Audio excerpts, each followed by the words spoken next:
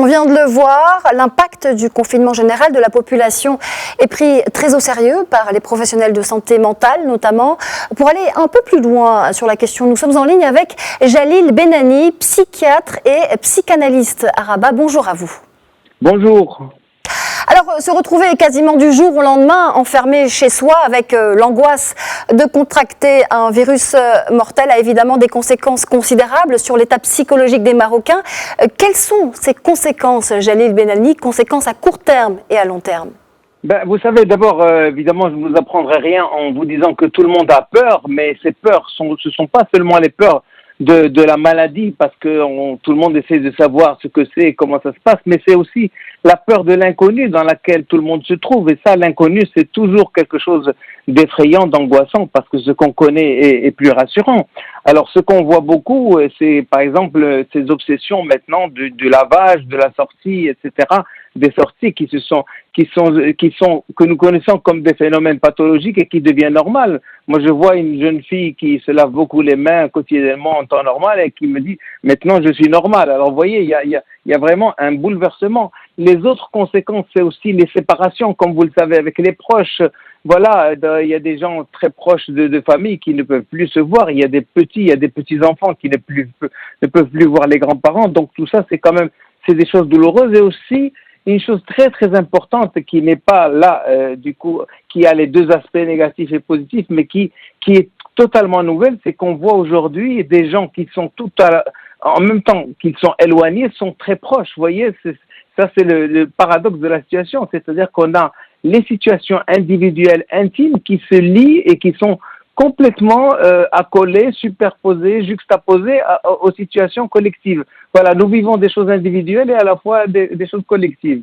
Alors Jalil Benani, en tant que psychiatre, vous faites vous-même des téléséances avec des gens confrontés à des angoisses liées à ce confinement et au coronavirus.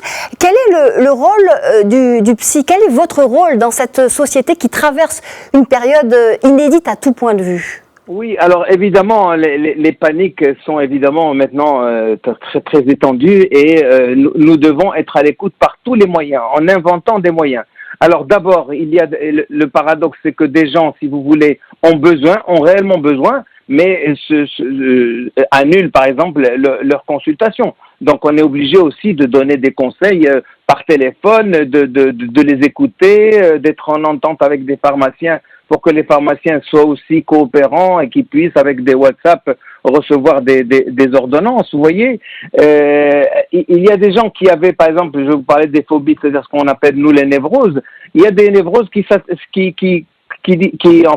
ne se voient plus parce qu'elles sont fondues dans la masse, mais il y a aussi des choses qui sont plus graves. Par exemple, les gens qui étaient près de pathologies graves que nous appelons les psychoses qui décompensent. Vous voyez, il y a des gens qui peuvent rentrer dans des délires ou des paranoïas. Alors nous faisons avec la situation comme tout le monde d'ailleurs, nous sommes tous dans une situation inédite, c'est-à-dire que les rendez-vous peuvent être espacés, les conseils peuvent être donnés par téléphone, des séances peuvent être données par téléphone.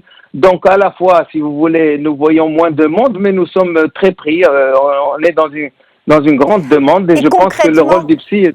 Oui. Et concrètement, donc, quels sont vos conseils pour dissiper, dans la mesure du possible, les angoisses? Oui, alors écoutez, d'abord, de toute façon, les conseils de vigilance qui sont donnés par les autorités au niveau national et mondial sont excellents. D'abord, ça passe avant tout, ça je le dis toujours. Je veux dire, il faut vraiment que les gens écoutent pour que ce soit pas mis sous l'effet de l'imaginaire. Ça, c'est une réalité. Donc, il faut écouter les conseils de vigilance, de prudence. Quand on a fait ça, évidemment, il faut jouer dans tout ce qui peut atténuer les peurs et les angoisses. Alors moi, je dis aux gens, une fois que vous avez des informations, ne restez pas tout le temps quand même rivé sur l'information. Quand vous avez la possibilité, il faut lire, il faut vous distraire. Et on voit d'ailleurs beaucoup d'initiatives dans les réseaux sociaux qui visent justement à distraire les gens. Je crois que c'est très important, sinon ça va s'aggraver. L'autre chose, comme vous le savez, c'est les questions de confinement entraînent une proximité qui est quand même très difficile. Il y a des gens qui vivent dans des petits espaces et vivre avec en couple, avec des enfants dans un petit espace toute la journée, c'est absolument très difficile. Donc le conseil, c'est qu'il faut au maximum, même à l'intérieur, essayer de respecter l'indépendance les uns des autres et éviter les explosions. Il y aura des colères, il y aura des tensions. Il faut faire tout ce qui est possible pour les prévenir. La deuxième chose que je tiens à dire, c'est que, comme vous le savez, aujourd'hui, le numérique, le digital joue un très très grand rôle. C'est-à-dire que maintenant, tout se passe. Merci, Jalil beaucoup de choses. Merci, et il faut faire Benani. attention à ne pas tomber dans des addictions. Merci à vous. Merci Jalil Benani pour toutes ces précisions. Je rappelle que vous êtes psychiatre et psychanalyste à Rabat.